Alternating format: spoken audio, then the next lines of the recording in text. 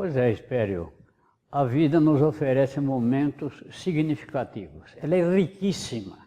Cada minuto, cada instante é uma possibilidade de você granjear recursos, amigos e riquezas para que o seu espírito possa ter uma visão mais aperfeiçoada a respeito do seu destino.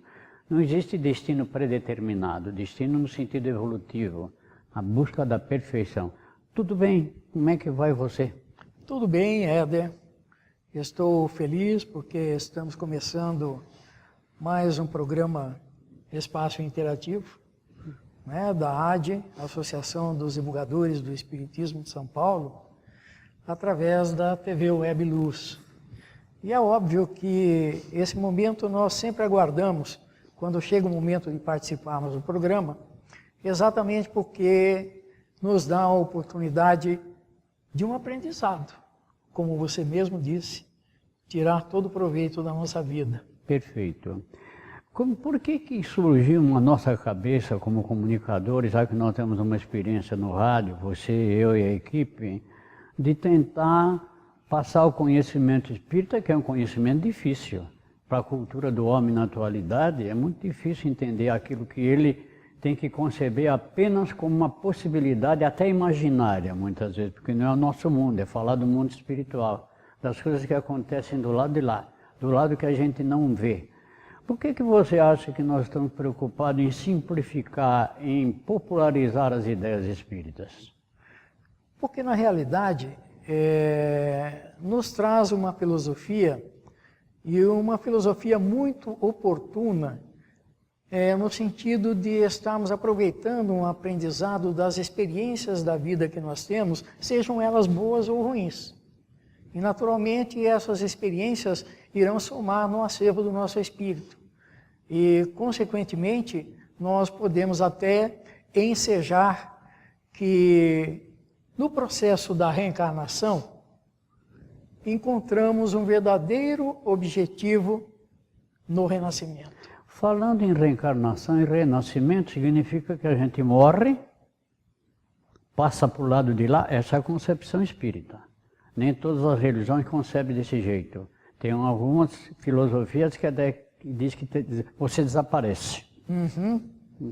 Tremendo século de luta, de sofrimento, e de repente Deus se apaga, como se apaga um desenhinho de um quadrinho do jornal. É verdade.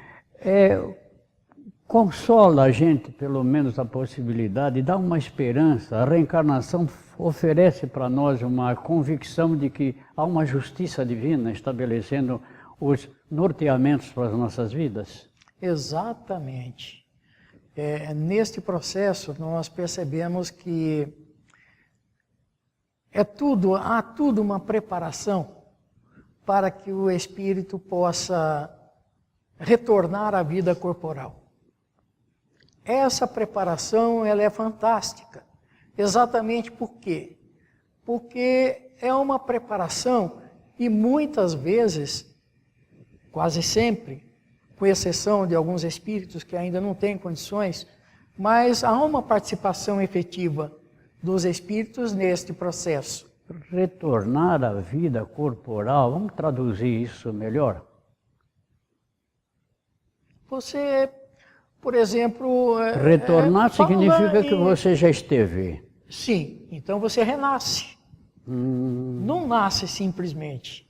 Você apenas renasce, é óbvio, com um corpo diferente, né? E esse corpo pelo qual você renasce é de acordo com as suas necessidades para esta vida de novo renascimento.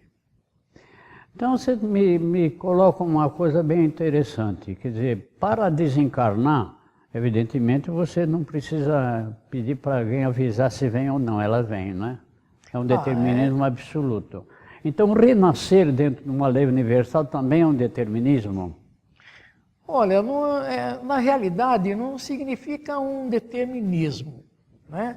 Significa apenas que você está se preparando e você tem dentro de si aquela coisa assim, aquele pensamento de que eu estou sentindo, está chegando a hora. Então você fala em pressentimento, quer dizer, o espírito do lado de lá, todos nós temos que reencarnar. Certo. Há um projeto divino, evidentemente, que tem um mecanismo natural de propor para nós norteamentos para uma nova existência. Correto. Você vai ser avisado. Depende de mérito, depende de evolução, a forma de você receber esse tipo de notícia.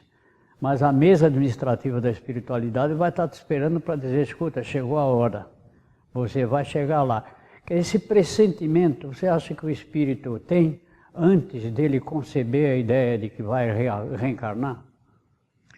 Ele tem sim, porque ele é preparado lá no plano espiritual para ter essa ideia. Porque ele não chega simplesmente de viagem e fica andando para lá e para cá, de acordo com o que ele vier na telha, né? Então ele recebe um apoio. Os nossos benfeitores espirituais também irão, através de um contato, nos informar algumas coisas. Lá também nós vamos lembrar, inclusive, no reencontro de espíritos que nós nem conhecemos aqui nessa vida, mas que vão estar renascendo conosco. Quer dizer, então pressente e se preocupa. Sim. Quer dizer, me parece que o espírito vai se submeter a um teste extraordinário, porque o futuro não existe. Ele vai ser criado na medida que ele pisa na Terra e dá os passos dentro de um novo processo evolutivo. O interessante, Éder, que no livro Missionários da Luz, no capítulo 13, André Luiz participa desse processo e nos coloca que, num determinado momento, nós somos convidados a participar, estar na mesa administrativa, que você citou, dos nossos amigos espirituais, a participar da nova vida que teremos. Essa participação significa que você escolhe, você propõe, o projeto é seu, ou é até uma espécie de preparo em termos de ensaio para ver se você está preparado ou não, ou para fazer uma pesagem a respeito do teu mérito em relação àquilo que muitas vezes você pretende? Aí é que está o mérito. Porque quando nós estamos lá no plano espiritual e somos convidados para uma conversa séria como esta, naturalmente a nossa consciência ela está mais lúcida daquilo que nós precisamos. E naturalmente é óbvio que nós vamos realmente participar e ali nós vamos estar assumindo alguns compromissos, algumas tarefas. Nós vamos conhecer, por exemplo, a nossa nova família, né, que não é nova, né? Vai ser uma família quase sempre de espíritos já com os quais nós tivemos um relacionamento por afinidades. E isso realmente é que torna a possibilidade do espírito não querer enganar a si próprio, no sentido de querer renascer para ficar no bem bom. Então quer dizer que se eu, ao desencarnar, querendo retornar, vou ser convidado para o mesa, eu vou fazer uma série de propostas. Evidentemente que tem os meus sonhos, minhas realizações, e eu pretendo retornar para a vida física, segundo aquilo que a gente aprende no Espiritismo, para ter vitórias, para evoluir. Então eu escolho uma série de coisas que eu acho que vai dar certo. O que os Espíritos falam para a gente numa hora dessa? Aceitam pura e simplesmente o que eu estou pretendendo? Ou eles dão opinião a respeito da nossa vida em relação à nossa condição e ao nosso mérito? Na realidade, eles vão naturalmente... Eu falo os espíritos superiores, os espíritos aqueles superiores. que estão nos ajudando no processo Isso, reencarnatório. Perfeitamente. E eles vão se utilizar também, Éder, para essas informações dos nossos benfeitores espirituais. Hã? De que jeito? Naturalmente explicando para nós que, olha, não vai ser possível fazer assim. E para cada um será dada uma explicação suficiente, né? Para que ele possa ter um entendimento de que nem tudo é como ele quer, mas tudo que ele precisa ter para poder progredir. Pois é, o negócio então é complexo e sério. Verdade. Não é verdade? Muito sério. Então a reencarnação, espero, é uma lei universal. Mesmo que a gente não queira aceitar, não adianta a gente não aceitar, ela é. Realmente ela é. Ela é porque isso é para todos, né? A partir do momento que você faz a viagem, né, e realiza essa transformação através dessa viagem, você já é um espírito que já vai começar a andar de acordo com aquilo que você amealhou durante a sua vida anterior.